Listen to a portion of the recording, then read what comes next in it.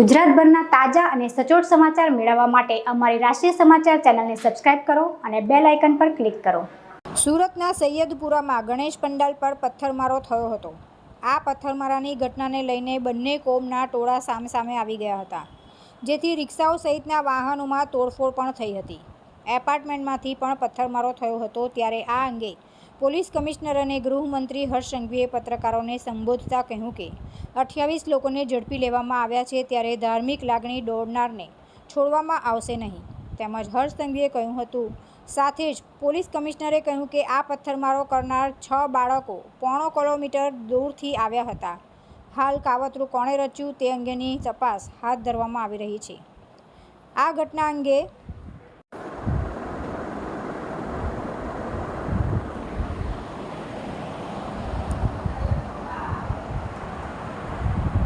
Police કમિશનરે કહ્યું કે આ પથ્થરમારો કરનાર 6 બાળકો પોણો કિલોમીટર દૂરથી આવ્યા હતા। હાલ કાવતરું કોણે રચ્યું છે તે અંગેની તપાસ હાથ ધરવામાં આવી રહી છે।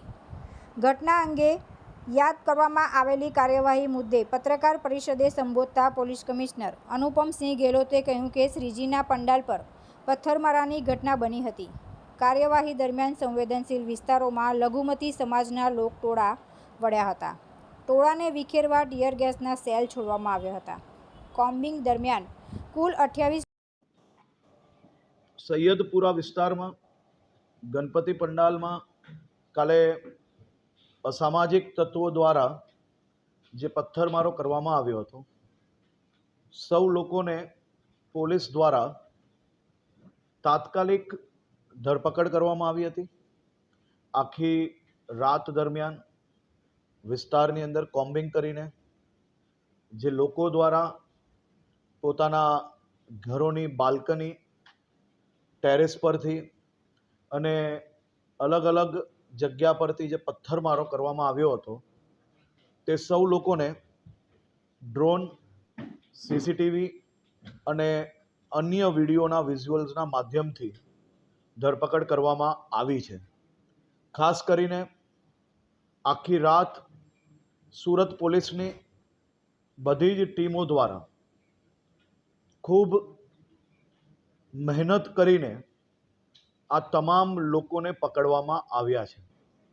અનેક લોકો પોતાના ઘરની બહાર દરવાજામાં લોક લગાડીને અંદર છુપાયેલા હતા।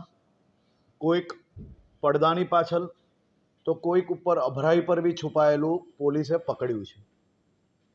આ બધા જ કિસ્સાને જોતા સાથે સુરત પોલીસને ખાસ સૂચન કરવામાં આવ્યું છે અને પોલીસ દ્વારા બી આ બાબતની ખૂબ જ ગંભીરતાપૂર્વક ધ્યાન આપવામાં આવ્યું છે કે પથ્થર મારનાર એ કોઈ બી વ્યક્તિ હોય, એ માત્ર કાનૂની ગુનેગાર નથી, પરંતુ સમાજનો બી ખૂબ મોટો ગુનેગાર છે।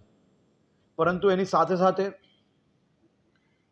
પોલીસ કમિશનર શ્રી દ્વારા એમની આખી ટીમને પહેલાં જ ખાસ સૂચના આપવામાં આવી હતી અને આજે ફરી સૂચના આપવામાં આવી કે કોઈ બી વ્યક્તિ ભૂલથી બી એક બી બેગુનાહ વ્યક્તિ આમાં ફસાવો ના જોઈએ।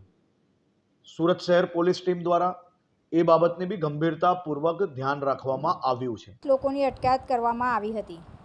કમાન્ડ એન્ડ કંટ્રોલ રૂમથી અન્ય આરોપીઓની ઓળખ કરવામાં આવી રહી છે। 3 ગુના દાખલ કરવામાં આવ્યા છે। રાયોટિંગ અને ધાર્મિક લાગણી દુભાવવા બદલ ગુનો દાખલ કરવામાં આવ્યો છે। તુલસી શર્મા સાથે રાષ્ટ્રીય સમાચાર, સુરત।